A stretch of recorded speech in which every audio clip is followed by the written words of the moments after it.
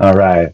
We'll go ahead and get started. I know a couple more people might join us, but we have a little bit of housekeeping to get started with anyway, so that'll buy us a few seconds. Once again, my name is Andrew. I have been with Streak since 2014. I'm joined today by Lowell as well. I'm going to do most of the talking. We have a chat section. We also have questions. I have a third person who didn't make the slide. Sorry, Zach. Zach's also on from Streak. So I'll do most of the presenting. Lowell might hop on camera as applicable, and the combination of Lowell and Zach. If you have any questions, please feel free to ask them in the questions tab. Again, there's a bar on the bottom of your screen that should have options, and you'll see both the chat and questions. Really, anywhere you put a question is fine, and Zach and Lowell will do their best to get back to you. Let's take a look at our agenda today. All right, so we're going to start by just sort of getting in alignment on what/where is Streak, and then we'll cover three key concepts and go into some thoughts about how to go about getting started today. And then we'll peek ahead to some advanced topics and save plenty of time for questions at the end. Now, I might be dating myself a little bit here. We've got Toy Story 2 on the right side here for features everywhere. What we're not going to be able to do today is give you a specific, like step-by-step, click here, this is what you need to do next. We've got a lot of people on the stream, which is great. Streak is very flexible. It's one of the things that we're good at, but it also means I'm certain that there are a variety of different uses with us today. So unfortunately, I'm not gonna be able to speak to like specifically what any individual person should do next, or really even like what the average person would do in a series of steps. Instead, what I would like to do is introduce you to what I think are the three key concepts, or to be fair, it might be two key concepts, and then I'm shoehorning in my favorite feature. And I want to make sure that we leave here today with a general understanding of when I say Streak, and we'll get into the details of this in a second, what I'm referring to, but also what our building blocks are, what our fundamental Streak concepts are. And we'll acknowledge some of the more advanced stuff as we go. But today, we just want to get an agreement on what the core parts of Streak are and how we can use those as building blocks. Final note on that, I'm also sure that for some folks, you might just use one specific feature of Streak, or you might have a friend that would benefit from one specific Streak feature, and I might not really cover it in depth today. Doesn't mean that you're doing anything wrong. It is completely possible to use Streak and love Streak and tell your friends about Streak, and do that, please, by the way, if you enjoy it. And not see it on this presentation today. And that's just, we have a lot of features, and I'm just going to be able to cover the basics. Okay, enough about that. We are going to start with what and where is Streak. So I just want to start by sort of getting an agreement on when I'm saying, hey, this is Streak 101. That could mean, for the same reasons before, could mean different things to different people. So just want to start with sort of get on the same page as far as for today, when I say Streak, what we're talking about. And the first is, and apologies for my graphic design skills, but I've got a screenshot from our website at the top of the screen here. If you visit streak.com on a desktop or a laptop, and you haven't installed our browser extension, you're going to get this prompt up there at the top for get started, both on the top right and on the far left-hand side. So the first sort of thing that I want to be in agreement on today is when I say Streak, I'm talking about using Streak on a desktop or a laptop with the browser extension enabled. There are a variety of places you can interact with Streak beyond a desktop and a laptop. We have a native iOS app. We have a native Android app. You can interact with Streak through Slack. There's something called the Gmail add-on. You can interact with Streak through Google Forms, for example. I could keep listing things. That's all beyond Streak 101. So that and more exists. But for today, we're talking about the browser extension. We support Chrome, we support Safari, Edge. I personally use it on Brave. If you're not sure if you want to install the extension, then I included some recent quotes from our Chrome Web Store page that hopefully offer some social proof from some happy users. Let me say a little bit more about the what and where is Streak. And then I have another slide we'll move into here, and then I'll pause in case there's any initial questions. So once you install that extension, then the key thing to know is Streak will be available to you inside Gmail. The key thing that makes us unique, and when we ask people who love Streak what we do best, the feedback we hear most often is the tight native feeling integration with Gmail. So once you've installed the extension, you can still go to streak.com for support and to look at product pictures and whatever else looks interesting there on our website, but you're never going to be you don't go to streak.com and enter a username and a password and then try to access your information that way. It's just for you to learn about the product. Any of the data entry, any of the work, any of the reminders, etc., that you're going to do is all going to happen inside Gmail. This is a second part of the what and where. So far we've established that when we say Streak today, we're talking about desktop or laptop, extension installed and active.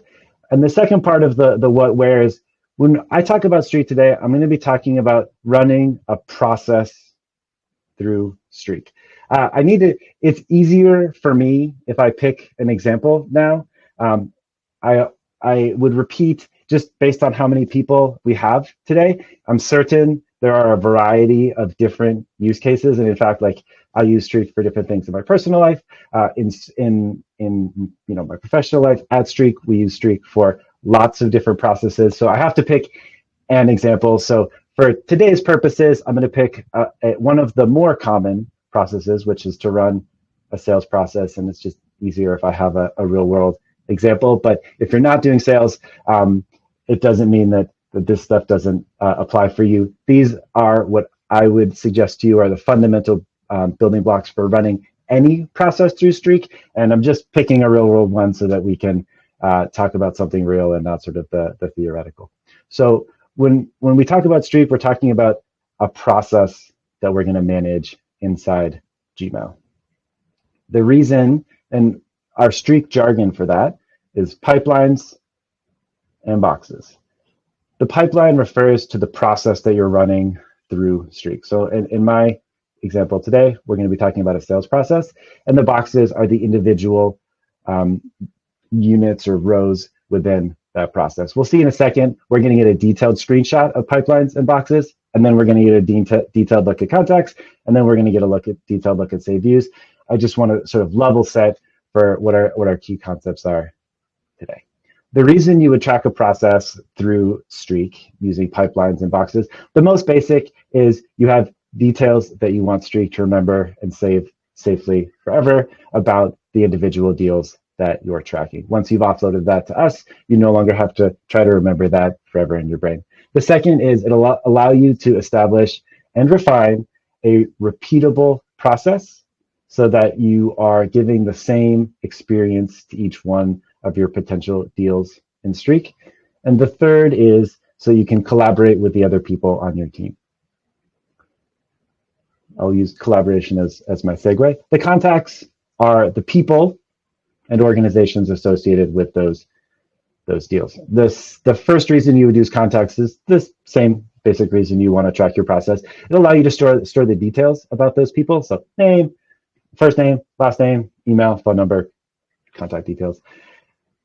The second reason, and this is something that is unique to where we start to get into what Streak is uniquely good at, is the email transparency piece. We'll take a look at that in a second. And the third is you can take action directly on your contacts. You need to email them, call them. We make that easy. Those first two rows, for me, I would suggest to you those are the key building blocks of Streak. And then, to be fair, save views is probably more on the feature end, so I'm sticking in my favorite feature here. But at the end, we're going to take a look at once you have a pipeline that's tracking your process, and you've started to add some boxes, and you've got the people associated with those things, then you're going to start to want to put it all together, and the save view is the key for doing that. The pipeline is going to be everything that you're tracking, and the basic idea of a save view is it's just it allow you to prioritize your work for that first point, and it's just the specific segment or list of people that you want to take action on, as opposed to trying to work on your entire pipeline at one time. I am going to take a detailed look at pipelines and boxes. Before I do that, though, I will pause for questions for the first time, in case there's anything I should address now. We're looking good so far. Yeah, okay. I think good to keep chugging. Great. So first screenshot here, and the first thing I want to come back to is, again, what makes Streak unique. So we're inside Gmail right now. If you look in the top left-hand corner, that mail icon is my inbox, and I am behind my email. Hopefully nobody's waiting to hear back from me. I will be back to you as soon as I can. Top left-hand, that's actually, that's my mail. If I click on that, I'm just going to see pretty much what you'd normally see inside Gmail with a couple of additional Streak details. So I am working inside Gmail. Underneath there, I've got my Streak tab, and then I've got my list of pipelines. In this case, I'm working in this demo pipeline, and we're looking at coffee sales. A couple of basic things I want to point out here, and then we're going to take a detailed look at boxes. The first is I have the different steps that are in my pipeline. We call those stages. That's going in the colored bar across the top. So we would expect, in general, for this example, that most or all of our sales leads to follow the lead, contacted, follow-up, send samples, demo. Going back to an earlier thought, one of our goals for the product is that Streak is easily configurable. There is not a cottage industry of Streak admins out there that you'll need to contract to set up your pipelines. You'll of course have questions. You're here today because you might have questions. We're here to answer those questions either today or in support. So questions are normal, but it is our goal that everything you see here is configurable.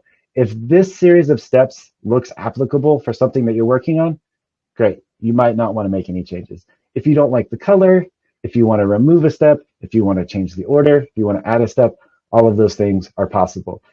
Today, I'm not going to show you which buttons to click. I just want you to know that you will be encouraged. You can set up your own process with the steps that make sense for you, and we'll come back to that point in a couple of slides. The next thing to point out is this is a spreadsheet style.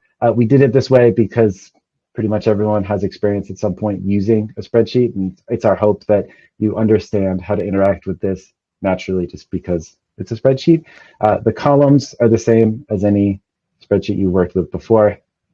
Same thing as stages. You can add, you can remove, rename. We have 8 different types of columns. So whatever kind of data you're bringing us, we'll have a suggestion for the best way to store it. Again, I'm not going to show you exactly. We're not going to go through all 8 or show you how to do that. Just want you to be aware that we have different column types, and we're seeing it now. We see some dollar signs, we see some faces, we see some dates, and that's just representing that there's different. You're going to have different kind of data, and we're ready to take that data. The individual rows within this are what we call the boxes, and let's take a look inside it. So this is all of our boxes. This is looking directly inside. I'm going to flip back and forth here a little bit, so hopefully not too fast. But the thing I point out, I'm going to look at the right-hand side now. In our custom columns, we see things like lead score, deal size, lead source. Some of those columns, some of them are on the, you can't see them because they're off screen, but some of those, the stage assigned to, they're the same. So all of those pipeline columns that we saw on the last screen, all that spreadsheet stuff, it's available, it's editable in the same place. This is just the individual view. Now, I want to speak for a moment about that email transparency piece. The left-hand side is going to have a news feed that includes, and we're highlighting here, the email threads, and I'll say a little bit more about the email threads in our next slide. We talk about contacts, but the left-hand side is going to be key to your collaboration because it's going to allow you to add files or comments. It's going to allow you to add details. You can start assigning tasks. We have call log feature. There's a lot you can do in this box. There's an AI summary. So I realize I'm just listing features, and that doesn't necessarily help you use any of those. But this is the highlighting what for us is the key, for me at least, is the key core part of the box, which is what are the email threads associated with this box. There's a lot of other activity that can go in here, and you see reference to it in the screenshot. Again, trying to keep things at a relatively basic high level today. So I'm not going to go into those specific features. I just want you to know from looking at this that the steps, what we call the stages, configurable, the columns, configuratable. You can edit from the spreadsheet if you like. You can edit from inside the box. You could theoretically open one of those emails. You'll see the same columns. You can do the edit there. So earlier when I was saying you're not going to log into streak.com and edit your data, when you're tracking a process in Streak, it's available wherever you're working. So if you're working at the pipeline level, you can do it there. If you're in the individual box, you can do it there. If you're looking at an email, you can make edits there as well. Let me take a look at my notes, make sure I'm not missing anything. I think I covered my my points for that one. Lowell, you can stop me in a second here. I'm going to roll on to contacts and organizations, but we're going to look at a contact here. So we're on to our second key core part of Streak right now. We've covered pipelines and boxes. Now we're looking at the people that are associated with those pipelines and boxes. And in this example, if we go back here, Henry Jackson is our first contact. So I've clicked on Henry and I've gone into the detailed view. We call this a contact page, but this is one page that is dedicated to Henry Jackson. I'm going to start on the right-hand side. So the first is you want to store some basic contacts about the people, or basic details about the contacts you know. Henry has a first name. He has a last name. I filled out, I just filled out the most common data that we see is first, last, email, and phone, and it starts to get a little busy on the right-hand side. So just for the purposes of today, I only made those four edits. But everything you see on the right-hand side are the built-in fields for every contact. So we know that every one of your contacts, you might not know their first name, but we know that they have a first name. So you don't need to try to add separate first name, last name, etc. fields. All of that information is built in on every single Streak contact. Again, I'm not showing you today how to create a contact, and I didn't even necessarily show you how to get here. We'll cover that, or I have some resources for you at the end. I just want you to know that the fields are there. And then what we're looking at on the left-hand side is a very similar looking thing to what we saw in the box. We have a news feed for our box here going back a slide that has emails. We also have a similar looking, not exactly the same, but a similar looking news feed for this contact. And the key thing to know here is we've got some sparkle icons next to this thread icon. Anywhere you see sparkle and Streak, we're trying to communicate to you that we have done something automatically on your behalf. In this case, what we've done is for this email address, henry@hilltopbrews.com, which is fake to be clear, as is 1-800-STREAK, fake data. What we've done is we've looked for our own inbox, as well as the inbox of everybody that's currently on our Streak team. What is all the email that exists between our shared inboxes and this one contact? And we're going to automatically show you all that email there. No one on your team needs to do anything. You don't need to forward or CC or click to add or anything.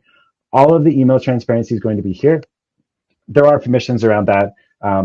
You might only be able to see that the email exists. So you might only see the subject and who's on it with none of the details, because of course there's going to be some cases where you wouldn't want to automatically share all of your email. So in a lot of cases, when you're getting started, you're only going to know that the email exists. You won't be able to read everybody's email automatically. But that's happening automatically on your behalf. You don't have to do anything. As soon as you add a contact, you can come in, take a look at their contact card, and start to answer the question, does anyone on my team know this person? Do we have active communication going on? Is there anything I should be aware of? Final point I have here is you can take action. You can take action on a contact anywhere. You can take it from the detailed view. You can take action on a contact in a box. You can take action on a contact from the pipeline. Two most common, we've got an envelope icon. It'll open and automatically fill out their address for an email, and you could call them as well by clicking the phone button. We're going to move on. Lowell, again, you can stop me if you want to. We're going to move on to the saved views. So we're on to our third key concept here. Again, it might be two key concepts that I'm shoehorning my favorite feature in and calling it a key concept. But I have a lot going on in the screenshot. And in general, we're already starting to move towards, okay, we have a process established. We have a couple of boxes in there, or maybe a lot of boxes. Now we want to start turning it into a repeatable process that helps us scale our work, and saved views is the key way to do that. Again, there's a lot going on in the screenshot here. So the first thing I'm going to say is, if we look at the sort of middle here, this green bar that says hot leads is letting us know that we have one active filter. It doesn't normally show you this, but I expanded it for the purpose of the screenshot so that we can see we're only looking at boxes in our pipeline where the lead score column, and you can see it in the far right-hand side there, lead score, contains the word hot. We might have 10,000 boxes in this pipeline, but there are only 6 that we're considering hot leads. This is a relatively basic example. We're just looking for a word match in a column. These can be as complicated as makes sense for you. You can have multiple filters. You can change the way that the boxes are presented to you. So this can get as complicated as is necessary for you, but I just want to show a really basic example, which is for my demo pipeline, these are the 6 boxes where I've marked that they are a hot lead. And for my workflow, what I want to do next is follow up with all of them at the same time using mail merge, which is what we see at the top of the screen for ad recipients to mail merge. Brief note on mail merge. Super popular feature. It's part of the free plan. In the free plan, you can send up to 50 messages per day. On any of our paid plans, you can send up to 1,500 messages per day. It's a direct message from you to your recipient. So it's not going through another server. It's just the same as if you opened an email, typed it, clicked send. There's no like Streak logo or powered by Streak anywhere. There's no branding.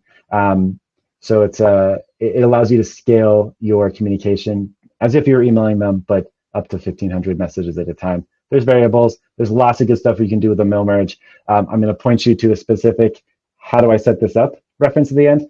I'm not going to try to do that right now. But this is this overall workflow has a couple of things going for it, and is the reason I wanted to highlight it. The first is the general idea of, when I look at a pipeline and I have 1,000 boxes in it, well, let's take the case that I'm getting started. I start with 5. I open my pipeline. I look at 5 boxes. I can probably think to myself, okay, what's going on with box number 1? Do something. What's going on with box number 2, etc. And that might work for me in the very beginning. Once I get to having 50, 500, 5,000, it at some point will go from painful to impossible to try to look at every single row and think, what's going on? Should I do something today? Should I do something this week? A save view, and in this basic example, we're just filtering on the word hot, but can be configured to show you something like a box that hasn't had communication in 7 days, for example. And that kind of workflow will show you just the boxes where, by your defined rules, some action is required, and will surface those boxes to you automatically. And you don't have to go and do the mental exercise of, for every one of these rows, what should I do next? So in this case, I want to follow up my hot leads. I only see my hot leads, and I want to follow up with them using a mail merge, which is a very common workflow. The last note I'd say about mail merge I forgot is, 1,500 messages per day, up to, per rolling 24-hour period, to be specific. We also support automatic follow-ups. So I could write a mail merge doing some outreach here. If and when those users do not respond, I could configure it to set a send a follow-up message 5 days in the future, for example. All right. We covered pipelines and boxes, talked about contacts, took a first look at putting it all together. And I want to spend take a couple of minutes and talk about some on the ground getting started. And then I don't know how much time I save for questions, but for those of you who would like to hang around and ask questions, we'll do that. The first question I would ask myself is, where are you working now? If you're already working in Google Sheets or another CRM, then you've already thought about what columns you want. If you're working on paper or a slightly less formal process, then before you try to configure Streak, I would think about what are the different data points that I want to track about each one of my boxes. And I would do that first before trying to configure the tool for the same reason as number 2 here, which is, can you write out your current process? Often when we work with users, the clicking of the buttons, and I know I didn't show you how to do this today, but I'm going to give you some references. Once you've edited a stage once, it'll be simple. It might not be obvious the first time, but once you've done it once, I would expect that you're going to feel comfortable editing stages in the future. So that's sort of the easy part, if you will. Often when we work with users, the hardest part is translating a process that happens in the real world to something digital. So I wouldn't, if I was you, I would do the exercise. My suggestion is do the exercise of what are the data points that I want to track? What is my process today, first of all? And then you might want to ask the secondary question of, if this is my process today, what do I think the ideal process looks like if I was going to put some more order to this via a Streak pipeline? Sometimes I find it useful, if you're not sure what data points to track, I think a useful question to ask yourself, as best you can, put yourself in the, think about future you 3 months from now. If you're going to try to evaluate if the process you set up is effective, think about some of the questions you might ask yourself. So if you get incoming, if you have 2 lead sources, phone calls and web forms, and you want to know which one results in a higher percentage of sales, then that will tell you need to start tracking lead source, for example, now. Going back and trying to backfill data is always possible, but it's much more painful than if you set it up from the beginning and track it one at a time.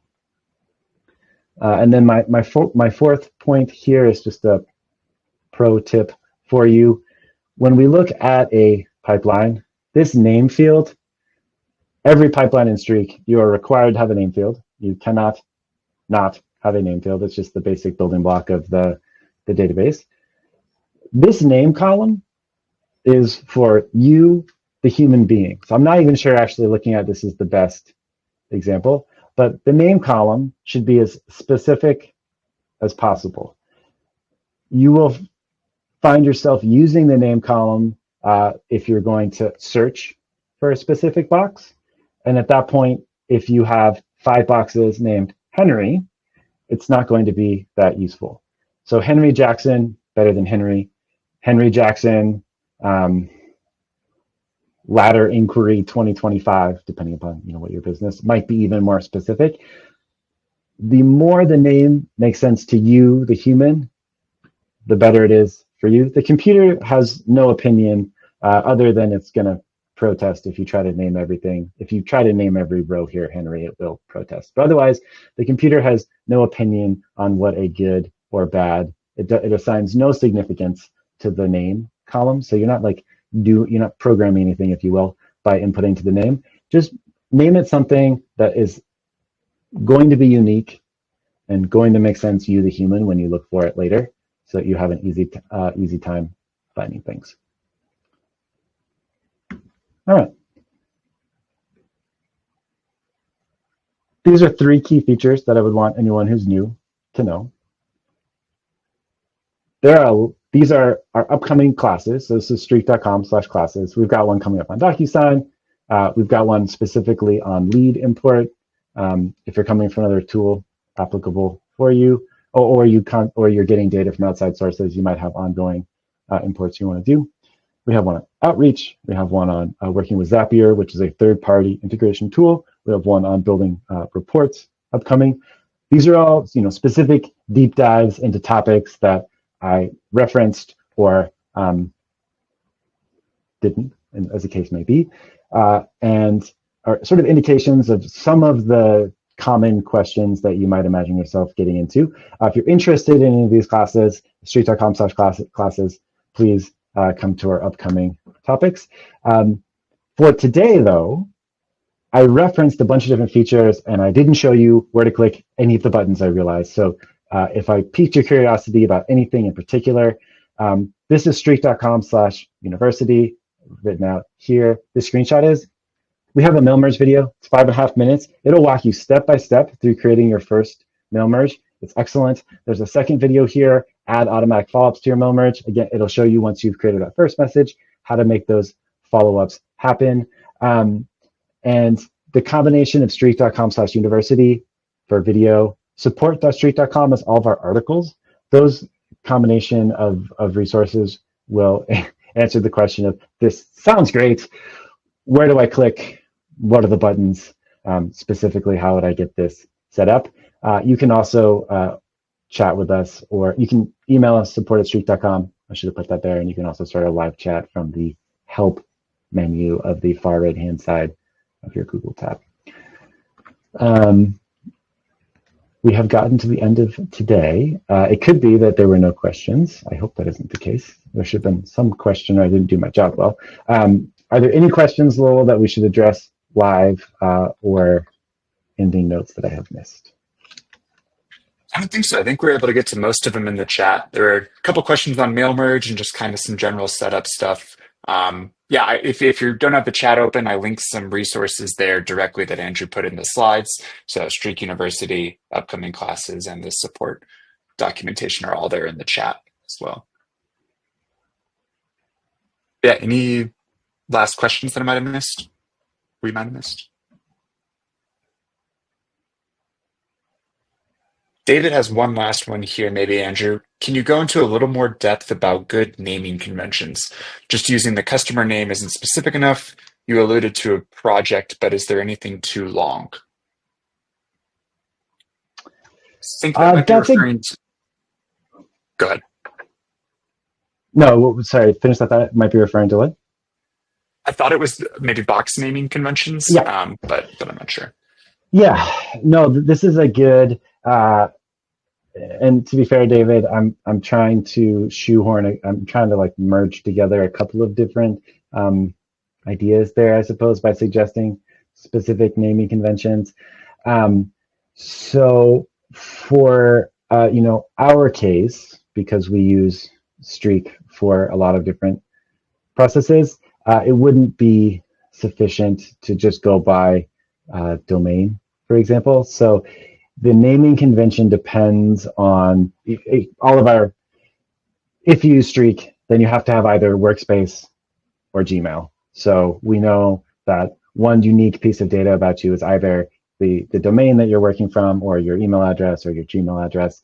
But that alone isn't necessarily sufficient, because if you have a support inquiry versus you want to talk to our sales team about changing your plan, for example, those are two totally different use cases, and the details of what the box naming convention would be are going to be different, which I realize is a little bit of a squishy answer. But in both cases, it's likely that your email address or your domain is involved in some way in the name. But then, for if you're inquiring with our sales team about changing your plan, then we might, our current process would include, what kind of inquiry it was. So if you're interested in our enterprise plan, that would go in the naming convention, enterprise. And then we do it by, we'd include the month. For us, it's unlikely that the same customer would inquire twice in the same month, about the same. You're unlikely to, basically, if you're talking about enterprise plans in April of 2025, 2 weeks apart, it's really the same discussion. So it's unlikely it would happen in the same month. It's very likely that our ongoing customers have multiple support requests or multiple sales inquiries over the course of their time using our tool. So we do need the naming convention to be specific enough to allow room for, David inquired about our rolling out this week. We've got some really cool mail merge. It's going to support unsubscribe for the first time natively. That's going to roll out later this week. So we need a way to say, David, over here in our support pipeline, David inquired about the new mail merge options. That might be sufficient for support. And then over here in the sales pipeline, that this isn't the case. All plans will have access to the same mail merge tools. But if it was the case that the unsubscribe was an enterprise-only feature, then we need a way to note in the sales pipeline that David Enterprise April 25. I hope that helps. Yeah, I think so. David says thank you.